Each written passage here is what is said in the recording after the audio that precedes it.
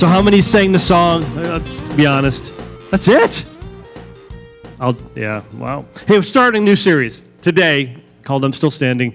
And before we get started, just a couple things I want to give you a heads up on. Reminder, next week we have a special day for ladies. We are bringing a chocolate fountain in as well. And so you might want to be here for that, a very special day. And so just appreciating the ladies next week.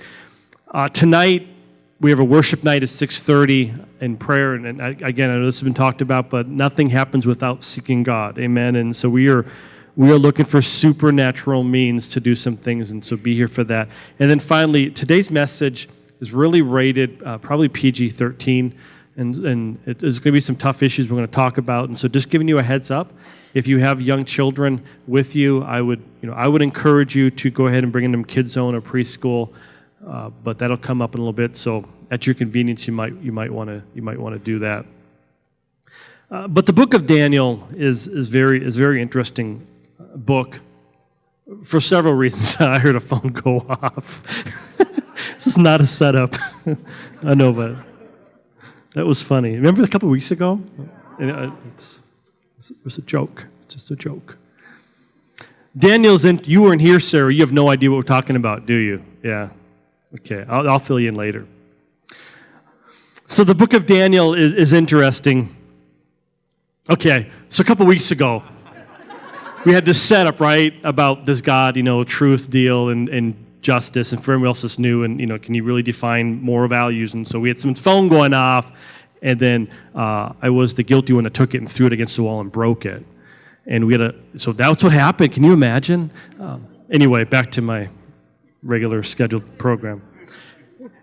It was an iPhone, both of them, and that'll make sense in a moment. When you come back up, we'll figure out why they were iPhones. The book of Daniel is interesting because it does give some historical view, a historical timeline, if you will, of Babylon taking kind of over in Jerusalem. And so you get this historical part in Daniel. You also get really a prophetic message in Daniel. And if you've read Daniel at all, there's great prophetic messages about both what God is going to do in the kings of Babylon, but also what God's going to do in our future if we're still here. And so you see this prophetic message. And finally, Daniel's really a message of people still standing in the midst of a difficult culture, still standing in the midst of trials, still standing in the midst of when situations don't quite add up. You see people standing. And so Daniel has got so much in it, but really the big idea in Daniel is this, that God is in control, that God is sovereign, that in one sense, in all of our lives, there's really two stories happening. There is this story of what we see and feel and touch and taste and what we experience. There's this story of maybe our hurts and our struggles and what we go with. But there's also another story that we can't see, and we would call this, God's story in it.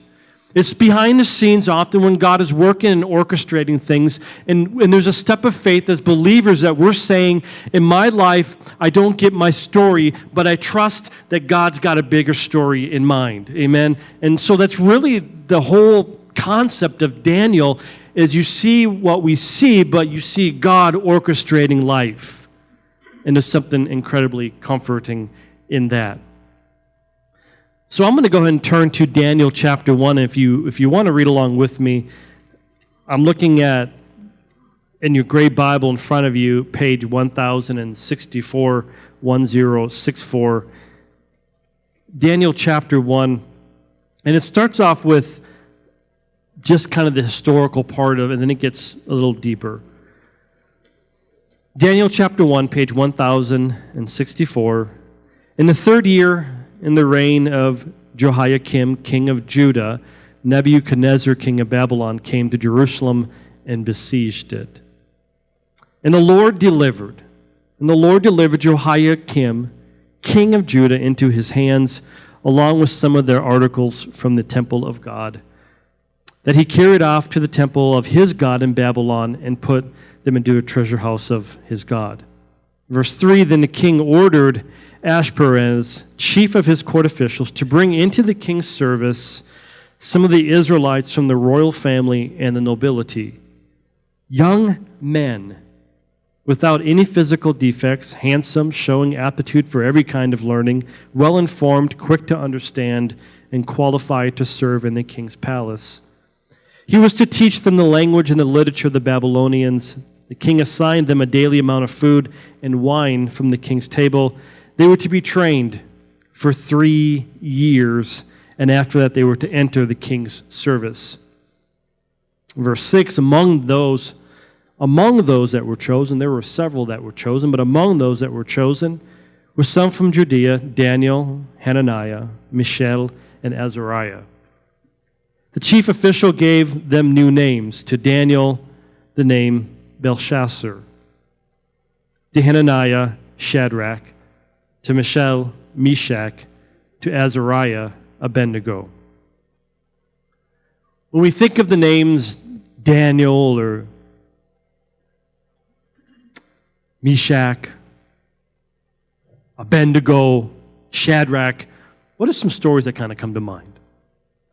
Right, don't we have the story of the fire, right? Shadrach, Meshach, and Abednego, and this flaming fire. How many think of that story? I think of Daniel, right? And actually, Kids Zone last week, they talked about this. Or you think of the story of Daniel, and when he's thrown into the lion's den, and he's kind of hanging out all night, and the lions aren't eating him. Those are great stories that we grew up on, maybe. Or maybe you think of stories like on the wall, writing on the wall, and Daniel interpreting dreams and prophecy about some things that are going to happen. And so there's a lot of things that we think about, and here's a temptation. The temptation for you and to me is to really kind of skip and go straight to verse 7 and forget some really important things that happen in the very first few verses of Daniel. Because if you look in Daniel chapter 3, you find this. Let me read it for you again.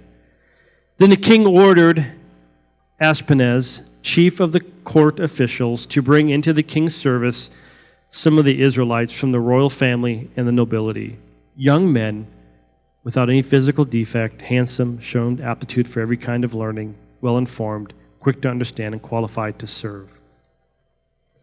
What we miss is this, that you have got several boys ages 11 to 13, that in a moment it almost sounds, well, it does sound God ordained. God gave Jerusalem to Nebuchadnezzar. And you see in that moment several boys, at least 4 of them mentioned, ages 11 to 13, ripped out of their home, from their family, everything they knew, their faith, their community, their friends, and brought to a whole nother place, given new names, indoctrinated into new customs. Anybody else have a difficult time with that? So I look at Daniel, and you really have to first wrestle with this idea of how can God be good when there's so much tragedy happening? And you really find part of the answer to that later on in Daniel.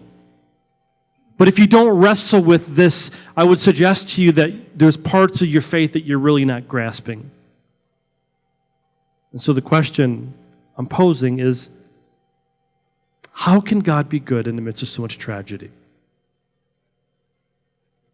It was in 1992 that for the first time I was in Chicago. I had been working in the Robert Taylor homes, and for the first time I had just this sense of unfairness. Walking into a place where it was just filled with junk and graffiti and darkness and the smells and urine, walking into the projects there and going through all these people, and they, one guy had like a thing of pot, like here we are walking through it. Hi, my name is Jason. It was just, this is just the worst thing possible for me. And after being there for 2 days trying to minister to people and young children, as I saw, gangs and violence and just the hatred, I remember sitting out in front of McDonald's, and it was late at night, and I just yelled out, "Why, God, where are you?" And there's been this battle that I have wrestled with in some instances more days than others, but I consider stuff like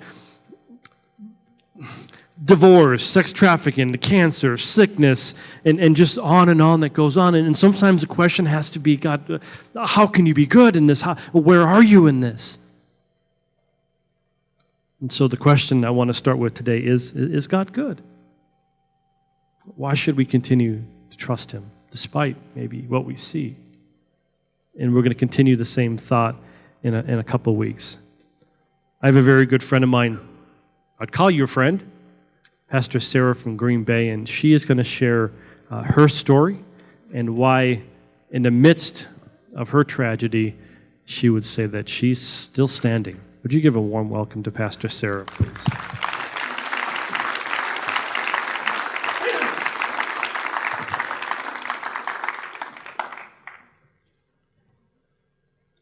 Thank you. It's so good to be here. Thank you for having me. I really appreciate you still letting me come after what happened on Thursday. Did all of you see what Pastor Jason posted on Facebook on Thursday? You saw, did you hear that right away? Yes. So for anybody that may have missed it, he posted a picture of his face looking like a 5-year-old little boy who just lost his puppy. The puppy just ran away. He couldn't find it, just almost tears, right? And it was real. Oh, I just, I stand corrected. He had tears. And I wrote down what he said so that I could be accurate. He said, "My face, after I just found out that my pastor friends in Green Bay have a special group chat that I have not been included in for the last 2 years." Aww, see?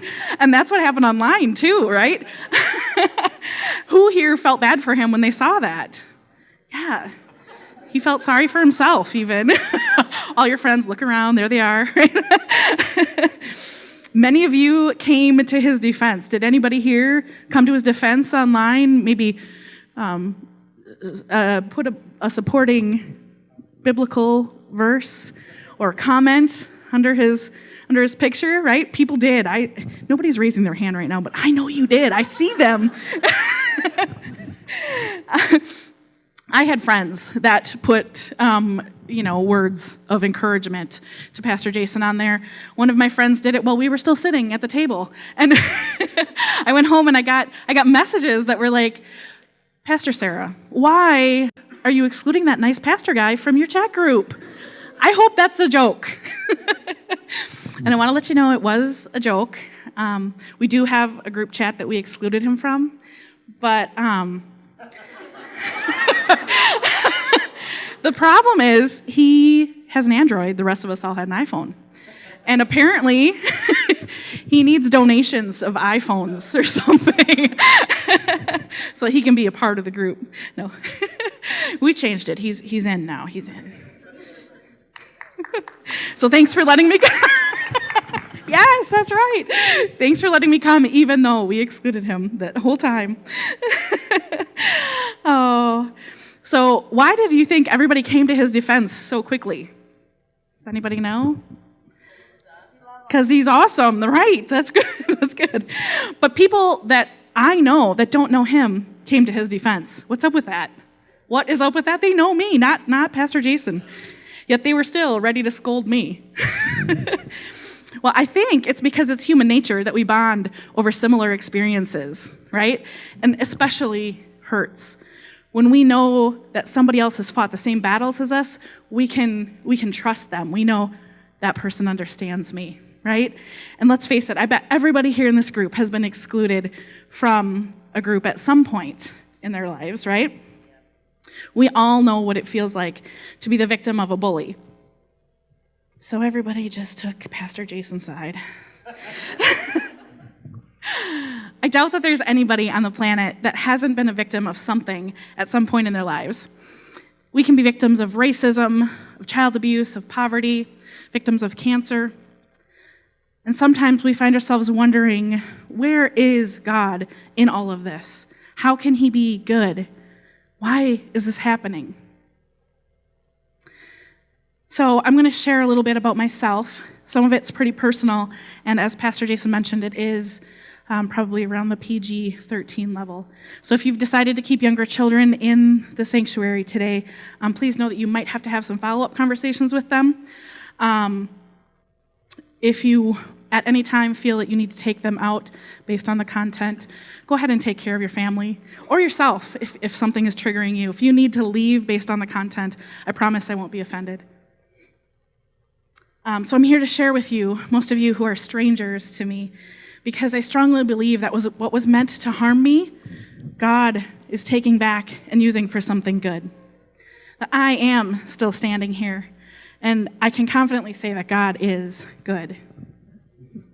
So again, my name is Sarah, and along with being the proud mama of 2 beautiful and brilliant college students and 2 super lazy cats, I have the honor of being the founding and lead pastor of Exchange Church in Green Bay. We're a 1-year-old church plant, so we're really excited. We just celebrated our birthday. Yeah, woo! And I'm also the founder and the director of More Precious Than Rubies, which is a ministry that's dedicated to reaching and serving and equipping women and youth that are in the sex industry, experiencing commercial sexual exploitation and human trafficking. But that's the ending, right? That's the redemption part. The look at what God can do with this mess part. So I want to take you back to the beginnings a little bit. Like about 50% of Americans, I was raised by a single parent. I lived with my mom and my sisters. My mom struggled to make ends meet. We lived in housing, and we held a lot of different belief systems and kind of blended them all together. We would go to Mother Earth festivals and cling onto crystals. We would read tarot cards and get our astrology charts done, palms read, among other things. My relationship with my mom was a struggle for most of my life, and my dad was growing distant more and more each year. At the age of 12 was really a turning point in my life. It's a time that I really see the trajectory of my life took a big shift, right? 3 major events in my life kind of made that happen. The first was my stepfather and I got into an argument, and it escalated really quickly. It ending with him hitting me and then leaving the house. The following days, he divorced my mom, and as a child, I didn't understand adult dynamics. I didn't understand that as a child, I was not responsible for the choices the adults in my life were making. I really took that on as my own. I owned that divorce. I thought I was bad, that I caused my family to split apart yet again. I thought I was to blame. The second event happened just a few months later, and this is when my uncle molested me. This would be the first of several sexual assaults that I would experience. He was my favorite uncle, and I looked up to him, so it was devastating, as sexual assaults always are. I've had the unfortunate experience of being assaulted multiple times since then. Thankfully, none of them recently. But this one, that first one, would always feel the absolute worst.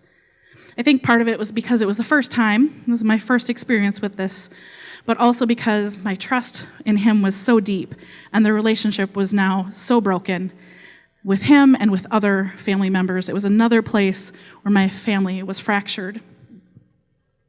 And this reinforced thoughts that I had of myself, that I was less than, that there was something wrong with me. And it really set the tone for what I believed was my value and my worth. So not surprisingly, I began to get into some trouble.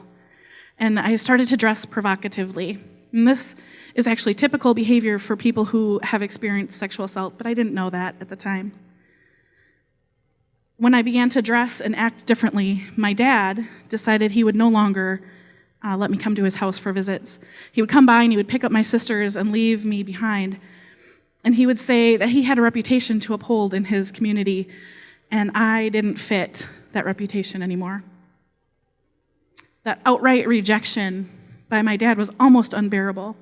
I remember thinking that if he had never known me, that maybe I could handle this, right? But the fact that he had taken time to know me and who I was and then rejected me just left me with this incredible pain. And especially at this time in my life, when I really needed a solid man in my life, I needed my dad to tell me that I was okay. I needed him to tell me that I wasn't bad, that it wasn't my fault. And instead, he rejected me. And this drove me to seek relationships and connections in all the wrong places. I spent a lot of time over the next few years as a runaway. Sometimes I would leave home on my own, and sometimes my mom would kick me out. I would spend nights at friends' houses and then friends of friends, and then eventually I ran out of places to stay. Sometimes I would resort to sleeping outside. And as winter would approach, my desperation to stay warm would increase. And I know you guys get a lot more snow and cold than we do in Green Bay, but it's still cold in Green Bay in the winter. So I was desperate for shelter, right? And I often found myself stealing or trading my body for food, shelter, and protection. I know now that that's called survival sex. But back then, I just really thought, I was a dirty prostitute. When I got to the ripe old age of 15, I looked around at my life, and I looked around at my friends, and some friends of mine that were a little bit further in life than me, a couple years older, and I knew that the path that I was on was leading to destruction. I knew I was going to end up in one of two places. I was either going to end up dead or in prison. I decided that I needed to do whatever it took to stay home so I could graduate from high school and change that path. So I went back home and I attempted to straighten things out with my mom. I had lived on the streets long enough to know that it wasn't going to get any better there. And I was tired, and I didn't want that life anymore. I was being pulled back quite a bit because the gang that I had joined for protection and help wasn't really just ready to let me walk away, right? They kept, come back, we have things for you to do. But I was determined to stay home. After I was there for a few months was when I was abducted by a stranger at gunpoint. I had gone for a walk with my friend. We parted ways 2 blocks from my house. So I was right in my neighborhood, and I never made it home. It wasn't even dark yet, you guys. All the trouble I had caused, and here it is, broad daylight. Couldn't believe it. So a stranger approached me and put a gun to the back of my head and ordered me into the trunk of his car.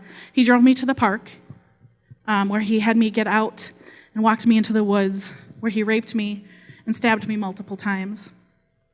He stabbed me in the abdomen, in the neck, in the chest, and in each eye. I held my breath and I pretended that I was dead. I had hoped that he would just stop and leave me there, thinking that I was dead, but by some miracle, I would live. And I remember laying there and silently crying out to a God that I didn't know. I knew there was a higher power, right? I knew there was something bigger than us, but I didn't know who he was. So I silently prayed, God, Buddha, whoever you are, I'm not ready to die yet. I'm not ready. Please let me live. If you let me live, I promise I will serve you for the rest of my life. So when he decided that he had stabbed me enough times, he threw my jacket over my head, jumped, and then walked away. He left me for dead. Only I was still alive. I waited for a while to be sure that I didn't hear him anymore, and then I got up and I started walking around. I could hear cars off in the distance, so I started walking towards the cars. And fortunately, I didn't have to get all the way to the cars. I came across a house, and I was able to knock on the door and get help, and they were able to call an ambulance for me. I had always intended to keep my promise to this unseen God, right? I always wanted to know who this higher power was and serve him. But I would get discouraged looking. I would start to look and then give up. And then I would start to look and I would give up again. Until finally, I got to this really desperate place in my life. My life wasn't going well. I wasn't doing a good job of leading it on my own. I was a single mom, struggling to pay my bills, just like my mom. and how I was struggling to stay sober. Jeremiah 29:13 says, "You will seek me and find me when you seek me with all of your heart." So I found that to be very much true. When I took the time, when I gave up completely, he was there. He was always there. He was trying to get my attention sometimes even, but I hadn't noticed. Once I had gotten to the absolute end of myself, there he was. He was waiting like a gentleman. As a brand new Jesus follower, I had heard Psalm 34:4. "I sought the Lord, and he answered me. He delivered me from all my fears."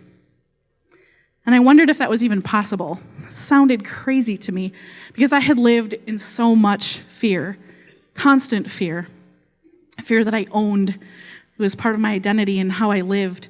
I put paper clips in the windows and in the doors of my house so that I would know if somebody had tried to open them. When I would get home, I would walk around the entire house. I would have pepper spray in one hand and my phone in the other, and it would have 911 on the screen just waiting for me to hit send. And I would look in the bathroom behind the shower. I would look under the beds. I would look in every closet.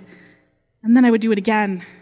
And sometimes I would do it again and again because I just didn't feel safe. I was so fearful that somebody was there. This happened every time I came home.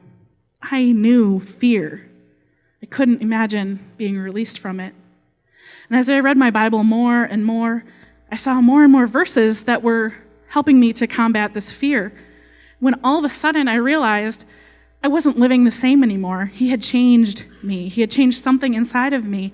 I wasn't doing these rituals anymore. When did that happen? Right? It just snuck up on me. I didn't have to do all of these different things to maintain control that really wasn't even control anyway. And I mean, I still lock the doors, right, because we want to be safe and smart, but I don't have to live in fear. I do check the lock a couple times sometimes. I just jiggle the handle now and then I'm done. So I have to admit that it all seemed a little bit weird at first, right? Trusting this unknown and unseen God, it defies all logic. Yet trusting myself hadn't worked out for me. Everything that I tried on my own worked against me. Every time I tried to pull myself up by the bootstraps, I'd reach down there and realize I don't even have bootstraps. Right? Every time I tried to dig myself out of something or hoist myself out of the gutter, I would find that I was actually digging myself deeper and deeper into a pit. But once I gave my life to Jesus and truly gave it all to him, that's when he began to show me that he was going to use all of it. Nothing was without purpose. It wasn't his will that I be hurt, but he wouldn't let it be wasted. I wasn't a waste. I am still standing. Amen. And that's not special to me, right? That is for everybody here. Everybody. All of us. This is redemption. This is a look at what God can do moment. If you're not familiar with the life of Joseph, I encourage you to read it. It's found in the first book of the Bible in Genesis, kind of towards the end. And he lives a really rough life. I mean, he's his dad's favorite son and all, but then that makes all of his brothers hate him. And so his brothers sell him into slavery because I guess that's what you do when you hate your sibling. You sell them. So he's serving as a slave when his master comes to trust him and puts him in charge of his household. And the master's wife is like, "Hey, you're kind of cute. Let's get together." And Joseph's like, "No thanks. My master trusts me."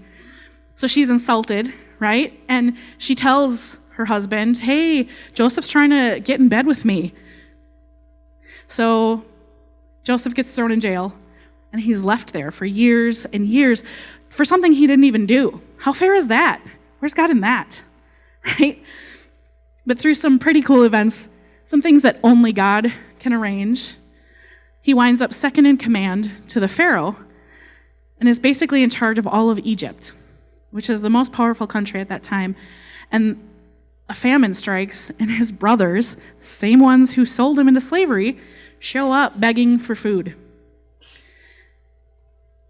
I don't know what you guys would do. I have some ideas in my head what I would say to my brothers, right? But Joseph's response is this in Genesis 50:20. He says, "You intended to harm me, but God intended it for good to accomplish what is now being done, the saving of many lives." Because when God is involved, he can totally change our situation. God can bring good out of bad.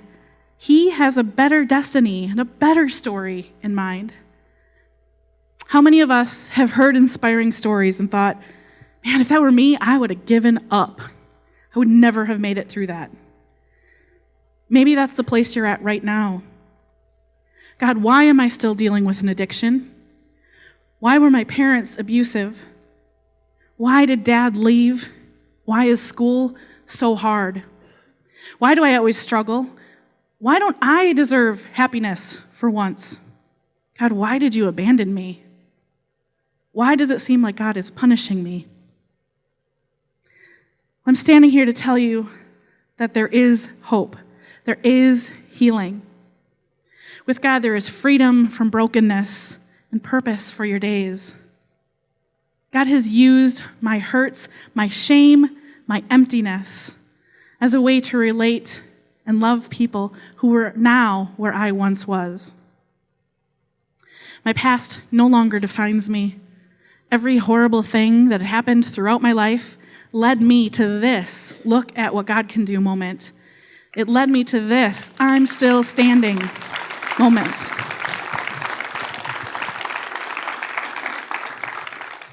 You guys are going to make me cry.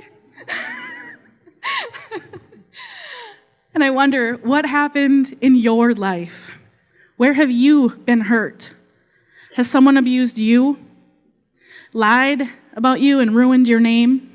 Has your body betrayed you? Is your spouse no longer with you? Have you experienced loss? Did a coworker take credit for your idea, which was awesome? Did your parents walk out on you? Did your best friend abandon you exactly when you needed them? Did someone cheat on you? Did your kids stop talking to you? Genesis 50:20. You intended to harm me, but God intended it for good, to accomplish what is now being done, the saving of many lives.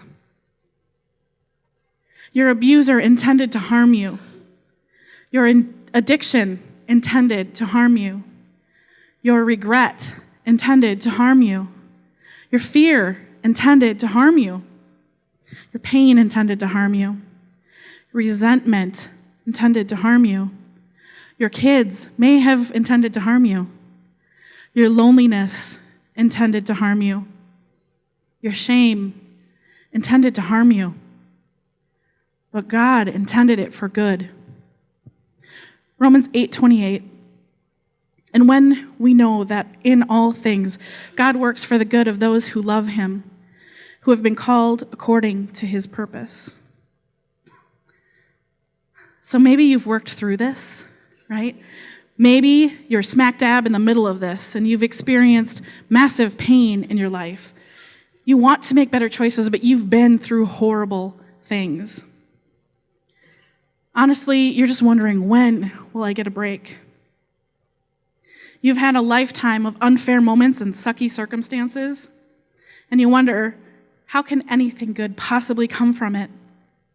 That may be you.